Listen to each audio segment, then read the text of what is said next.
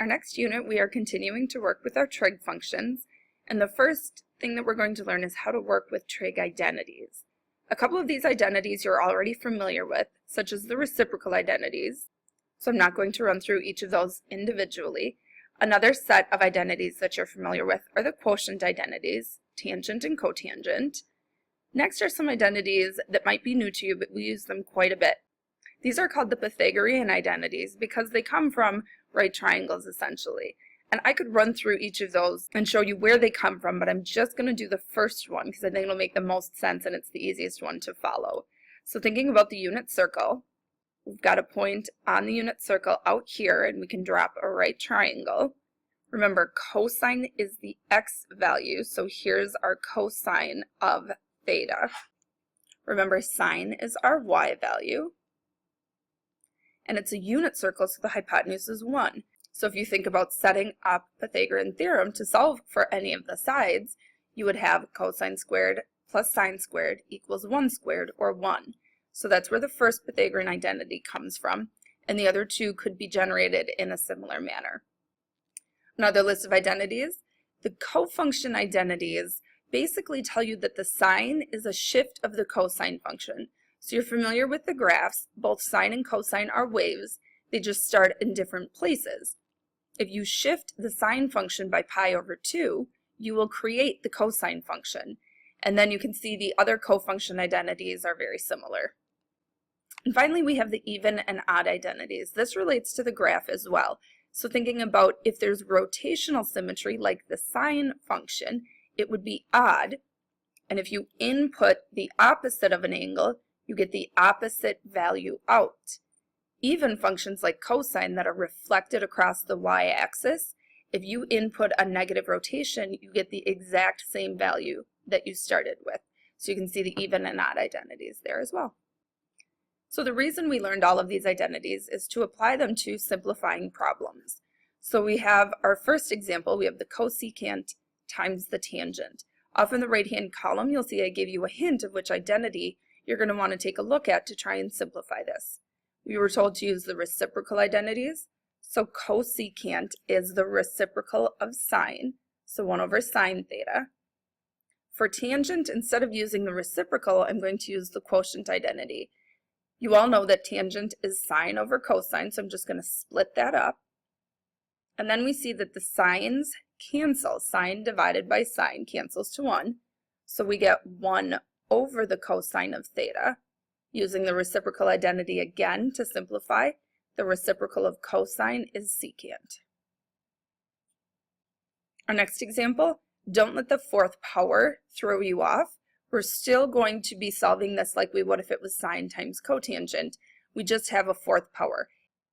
As a reminder, this notation does not mean you raise the sine to the fourth power and then take it of x. That doesn't work.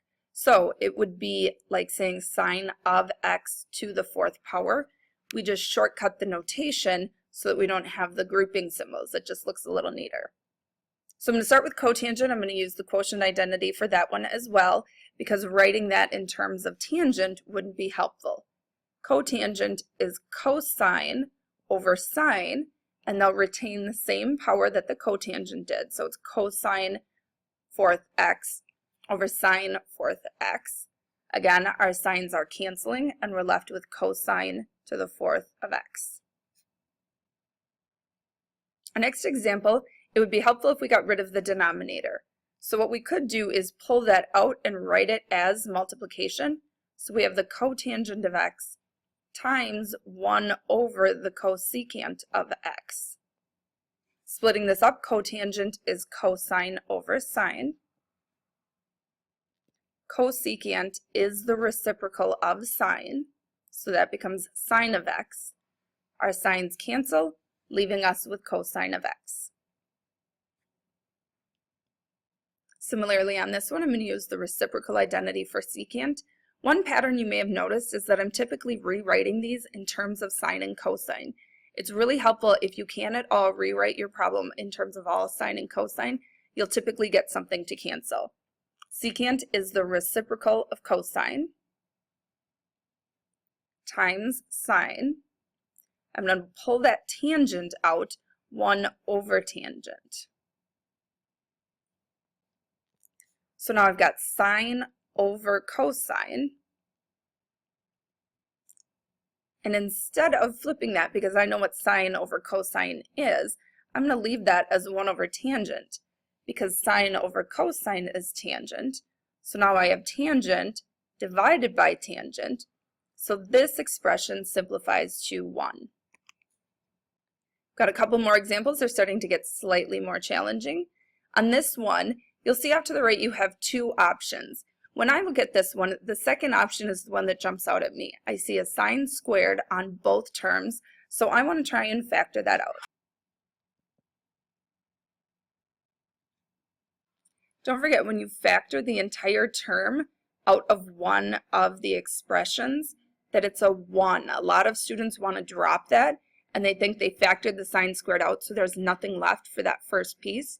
Make sure when you distribute that sine squared back, that you get back what you started with. If you drop the 1, you would only get the sine squared times cotangent squared piece. Jumping back to our page with the Pythagorean identities. If you look at the last identity, it has the cotangent squared in it, but it equals cosecant squared minus 1, and we have cotangent squared plus 1. We can rearrange any of these identities to use them in a way that works for our problem. So if we add 1 to both sides on this last identity here, we'll end up with cotangent squared plus 1 equals cosecant squared. So I'm going to replace my cotangent squared plus 1 with cosecant squared. So we have sine squared of x times cosecant squared of x. So now I can use my reciprocal identities. Cosecant is the reciprocal of sine, so we have sine squared times 1 over sine squared. So those cancel and we end up with 1 again. Our last page of examples, this one's going to use some cofunction identities as well as some even and odd. So our first one, we see a cofunction. So think about which graph is cotangent a shift of. Cotangent and tangents are shifts of one another. So the cotangent of pi over 2 minus x is tangent of x times cosine. So now we can rewrite tangent as sine over cosine. Of course, our cosines will cancel, leaving us with sine of x. Next example, same thing in the numerator. We've got that tangent of pi over 2. Tangent is a shift of cotangent, so that becomes cotangent of x. One of the cosecants can cancel with one of the cosecants in the denominator, so we have times 1 over cosecant of x. Now we'll use the quotient identity for the cotangent, and we'll rewrite that as cosine of x over sine of x.